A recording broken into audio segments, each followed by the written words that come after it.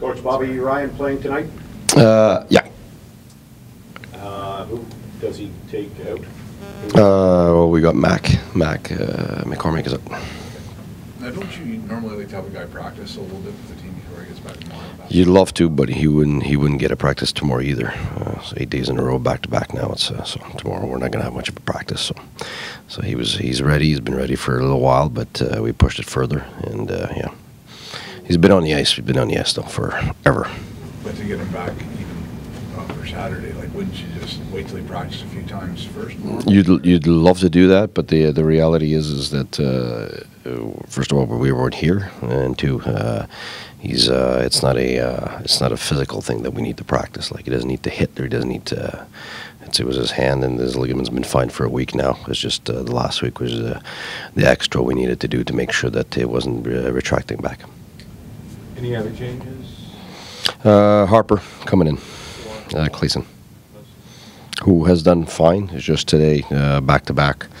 Coming home at 3:30 in the morning and all that. If you can have at least fresh legs there. Same with Bobby, fresh legs there too. So, two guys with fresh legs is more than none. So. Does Bobby go back with Duchesne? Yeah. On that line. Yeah. Hoff on the other. Hoff and Duchesne, absolutely. Craig Anderson, coach. Yeah. What would you anticipate from them? They've been pretty. From them? Yeah. I mean, they're at the top of the league, the same type of high pace that we saw against Nashville. Same thing we saw here when we play them here or there in their building. This is the team that's so talented. I mean, they got so much depth, so much talent. I think we all know what they can do, and if we give them the space that we gave Chicago in the first period yesterday, it's going to hurt us right away. And the same as Nashville. I thought we played really good against Nashville. We just made some turnovers that we didn't like, but really we went toe to toe. But in the end, though, I think we're on a back-to-back. We have to manage that. Came home late last night. They're waiting for us. They didn't play last night, so we're going to play hard, but we're going to have to be smart to give ourselves a chance for sure. I mean, they're high. A lot of speed, fast transition, tremendous skill. If we spend our night in the penalty box, we're not going to get a chance. So I think the last time we played them hard, but we played them smart and gave ourselves a chance in both games, and we're looking to do the same today. With Bobby Ryan, was there any discussion about shutting him down for a year? No, not at all. No, because they were two totally different injuries. So I mean, if it was the bone again, and the bone was really not healing the right way and all that, it would have been different. What happened was it was the bone first, and because he came back and wanted to play early, he was trying to protect the bone, and so was playing with a finger, being cautious about it, and because of that, you don't handle things the same way, and you protect, and it hurt the ligament. It stretched the ligament and it hurt it, and that's what happened there. So it's basically two different injuries, one leading to the other, but really they're two different injuries. So the bone's been fine for a long time. So we're just waiting for the time it needs for a ligament to get the elasticity back and the efficiency, and that's the time it took. And we took the last week to make sure that it was fine, so that we don't have to deal with this problem for the next weeks. With the injury Carlson had, the surgery he had over the summertime, it was natural to hard to get back to where you were right away after that, kind of manage it a little bit. How have you noticed him kind of managing it, or in terms of getting back to the kind of using that speed that he? Well, you have to ask him how he's living and how he's feeling. I can't be in his body, but one thing's for sure, it's we've had so many predicted it would take a year and a half for him to really get it back before it started. And then you got the other half that would say, no, he's Superman. He's had some crazy injuries before and came back way faster than everybody. So I think it's somewhere in between, and that's exactly what we saw. It's you have a human being that in the end had a piece of somebody else's tendon put in his leg, didn't have the entire summer to train, and then couldn't train during the training camp either.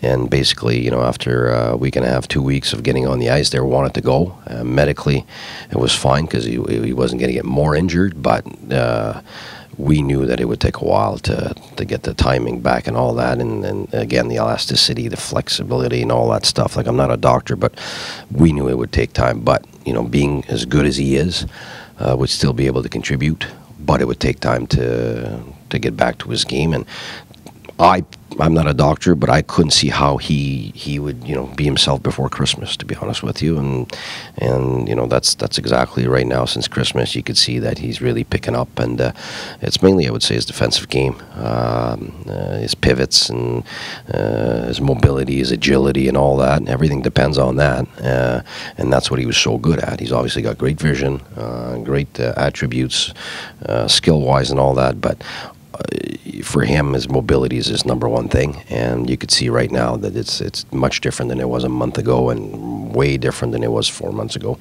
So I think right now, in that respect, he's following the normal path of a guy that had to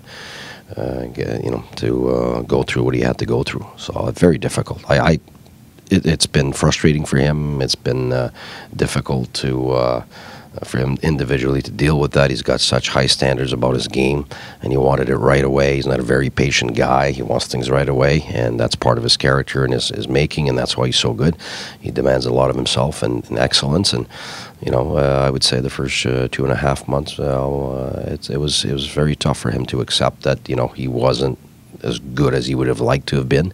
But I think he's since Christmas, what I like is he understood that, and he understand that the process was necessary. And since then, I thought he's been very calm about it, very understanding about it, and because of that, I think his mind has been in the right place, and his game has definitely been evolving, and we're starting to see the guy that we know. Does trade deadline stuff have any consequence on the coach? Like, do you have players coming to you and asking, like, what's going on? Do you have the GM talking to you more about your opinion? Well, he'll ask me opinions of guys maybe from other teams that I don't know, whatever. But I mean, he'll do that with 30 different players, and that'll start in the summer. And so it won't necessarily have to do with a trade. It'll have to do with information, and that's just the way a GM and a coach will talk. And obviously, I give all the information I can about our players daily, where we are, where they fit, and where they could be, and where they're going, and what my predictions are, and all that. And and it's back and forth. But really, the good thing, the relationship between me and Pierre has been a terrific one, in the sense that he lets me coach, and I let him be the GM. And obviously things are intertwined, but there's moments where it's not time to talk about that, and he's been terrific at that. So I think in that respect, we've really respected each other's jobs, and he knows that it's right now. I'm coaching games, I'm coaching the players I have, so I'm not worried about this guy leaving, this guy coming in, and so on. And to be honest with you, I've asked him not to really know specifically, so it doesn't influence how I'm thinking, what I'm doing on the ice. So I think right now it's he's on the phone all the time, and I'm coaching all the time, and I think that's just the way it is. And whenever something happens, just like the Dion thing, I had no clue, and then all of a sudden, it was done in the middle of a game, and I'm ready for anything. And at the same time, he's done a great job of making my job easier that way, and in making sure that I coach the players I have. McCormick sticking around, or are you going back down? Well, I got to go back to Pierre right now and see what we're going to do.